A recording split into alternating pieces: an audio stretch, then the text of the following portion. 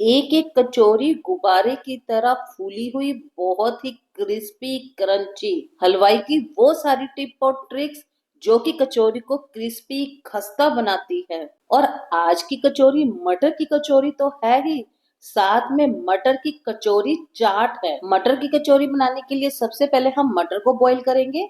तो एक पैन में 2 गिलास पानी को गर्म कर कर उसमें 1 चम्मच चीनी, 1 चम्मच नमक और 2 कटोरी भरकर मटर डाल दिए थे। करीबन आधा किलो मटर मैंने बॉईल किए हैं।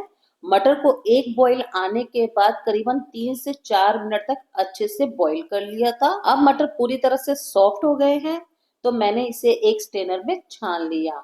जितनी देर में मटर हमारे ठंडे हो रहे हैं, इतनी देर में हम लगाते हैं आटा। तो यहाँ पर मैं 2 कप मैदा यूज कर रही हूँ। आप चाहे तो गेहूं का आटा भी यूज कर सकते हैं, या आधा गेहूं का आटा और आधा मैदा भी ले सकते हैं। अब मैदा के अंदर मैंने 1 चम्मच नमक और आधा कप सूजी डालकर इसे बहुत अच्छे से मिक्स कर दिया था। अच्छा, सूजी आपको यहाँ पर फाइन वाली लेनी है, मोटे वाली सूजी नहीं लेनी है। अब डालेंगे इसके अंदर मोइन। तो यहाँ पर मैं 3 कड़छी मोइन डाल रही हूँ। आटा हमारा 300 ग्राम था, तो 300 ग्राम आटे के हिसाब से 3 कड़छी ऑयल बिल्कुल सही है। अगर आपको लगे कि आपका ऑयल कम है तो आप थोड़ा सा ज्यादा भी डाल सकते हैं। अब मैं इसको हाथ से मत मत कर अच्छे से मिक्स कर लूंगी। मतलब आपको यहाँ ये देखना है कि आपका मोइन बिल्कुल परफेक्ट है। तो आप एक इस तरह मुट्ठी बांध कर देखिएगा। मैंने बिल्कुल हल्के हाथ से मुट्ठी बांधी थी। मुट्ठी बांधने के बाद हमारा आटा टूट नहीं रहा है, इसका मतलब हमारा मोइन बिल्कुल परफेक्ट है। आटे को गूंदने के लिए पानी को मैंने हल्का सा गर्म किया और उसी गर्म पानी से आटे को गूंद लिया था। यहाँ पर हमें थोड़ा सॉफ्ट आटा गूंदना है, और आटा गूंदने के बाद मैंने इसे ढककर छोड़ दिया था। किसी भी कचौरी की जान होता है उसका मसाला। तो कचौरी के अंदर बहुत अच्छा टेस्ट डालने के लिए पहले मैं एक सूखा मसाला तैयार करूंगी।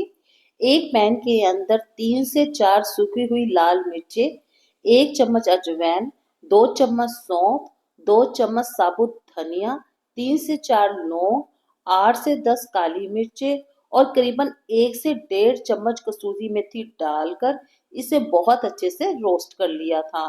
करीबन 1 से 1.5 मिनट तक रोस्ट किया था, ताकि इसकी सारी नमी निकल जाए। और जब ये ठंडा हो गया तो एक मिक्सी के जार में डालकर इसे दरदरा पीस लिया था। यहाँ आपको ध्यान रखना है कि इसे फाइन पाउडर नहीं बनाना है। अब इसी के अंदर मैंने एक अदरक का टुकड़ा और 2 हरी मिर्चें डालकर इसे दोबारा से पीस लिया था। अब उसी पैन के अंदर 2 से 3 चम्मच सरसों का तेल डालकर उसे बहुत अच्छे से गर्म कर लिया, और जो मसाला हमने पीसा था वो इसके अंदर डाल दिया। साथ में 1 चम्मच भरकर हींग डाल दी थी। हींग की खुशबू और फ्लेवर दोनों ही कचौरियों में बहुत ही अच्छा लगता है। आप थोड़ा कम हींग भी यूज कर सकते हैं, लेकिन हलवाई की टिप और ट्रिक से मैंने ये कचौरियां बनाई है, तो मैंने उसी के हिसाब से हींग को यूज किया था। अब मैंने मसाले को 1 से 1.5 मिनट तक अच्छे से भून लिया था, और इसके अंदर 2 चम्मच बेसन डाल दिया। बेसन को खुशबू आने तक हम भूनेंगे, या फिर ये कहें कि करीबन 2 से 3 मिनट तक अच्छे से भून लेंगे।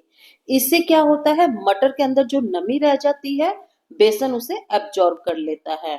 जब हमारा बेसन अच्छे से भून गया तो मैंने इसमें बेसिक मसाले, 1 चम्मच नमक, 1 चम्मच लाल मिर्च, 1 चम्मच गरम मसाला, 1 चम्मच खटाई और थोड़ी सी हल्दी डालकर इसे बहुत अच्छे से भून लिया था। मसाले आप कम या ज्यादा भी कर सकते हैं। और पहले हमने इसमें काली मिर्च और हरी मिर्च डाली है, तो मैंने इसमें लाल मिर्च का कम यूज किया है। मसाले भूनने के बाद मैं इसके अंदर सारे बॉईल किए हुए मटर ऐड कर दूंगी और इसे बहुत अच्छे से मिक्स कर लूंगी। अच्छा, आप चाहें तो मटर को पीस कर भी डाल सकते हैं, बट मैंने मटर को डायरेक्ट ही डाला है, और आलू मैशर से मैं इसे बहुत अच्छे से मैश कर लूंगी। इससे मटर का फ्लेवर बहुत अच्छा आता है और कचौरियों का टेस्ट भी 4 गुना बढ़ जाता है। हलवाई भी बिल्कुल इसी तरीके से मटर को यूज करते हैं, और बेसन डालने से मटर के अंदर जितना भी एक्स्ट्रा पानी था वो सारा का सारा बेसन ने एब्जॉर्ब कर लिया। हमने इसकी बहुत अच्छे से बुनाई कर दी है। लास्ट में मैंने इसमें हरा धनिया डाला, और हरा धनिया डालने के बाद करीबन 1 से 2 मिनट तक मैंने इसे बहुत अच्छे से मिक्स कर लिया। बस इसी स्टेज के अंदर हम गैस का फ्लेम बंद कर देंगे और मसाले को ठंडा होने के लिए छोड़ देंगे। जब हमारा मसाला ठंडा हो गया तो मैंने इसकी छोटी छोटी सी लोइयां बना ली थी। मतलब अगर आप पहले लोई बना के रख लेते हो ना तो आपको फिलिंग करनी आसान हो जाती है। अब आप कचौरी जितनी मोटी पतली बनाना चाहते हैं उस हिसाब से फिलिंग करी हुई गोलियां आप तैयार कर सकते हैं। इतने मसाले में मेरी करीबन 14 से 15 लोइयां बनकर तैयार हो गई थी।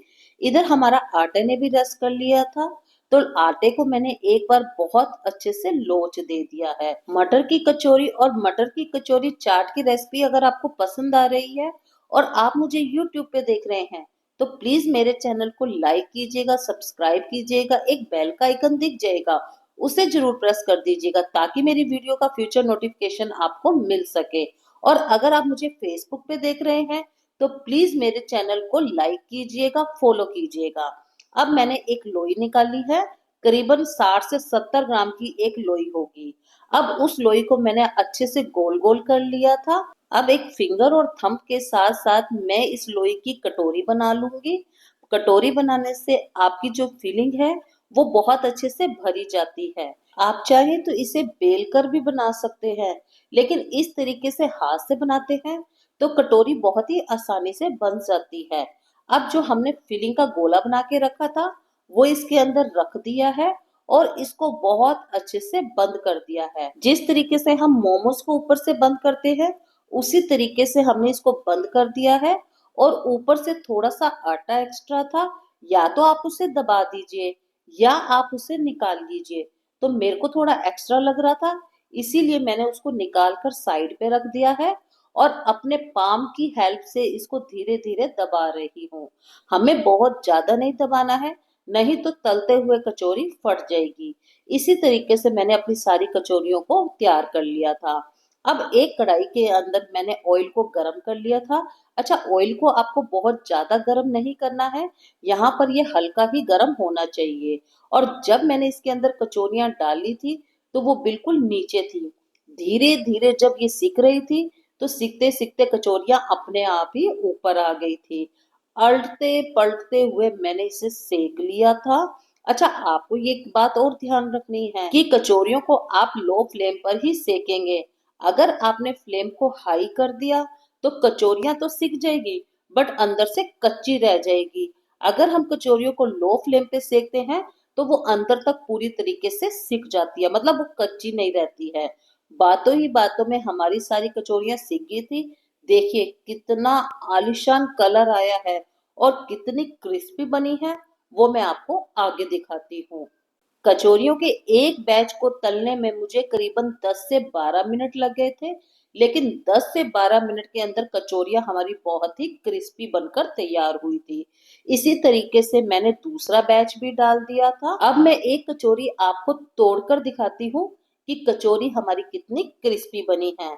आप इन कचौरियों को चाय के साथ, कॉफी के साथ या दूध के साथ एंजॉय कर सकते हैं, लेकिन आज मैं इसको एक अलग तरीके से सर्व करूंगी। तो कचौरियों को तोड़ने के बाद मैंने इसके ऊपर धनिए की चटनी, साथ में इमली की चटनी, दही और थोड़ी सी भुजिया सर्व की थी। इससे खाने में इसका टेस्ट 4 गुना बढ़ गया था और मेरी फैमिली को तो ये कचौरी बहुत ही पसंद आती है।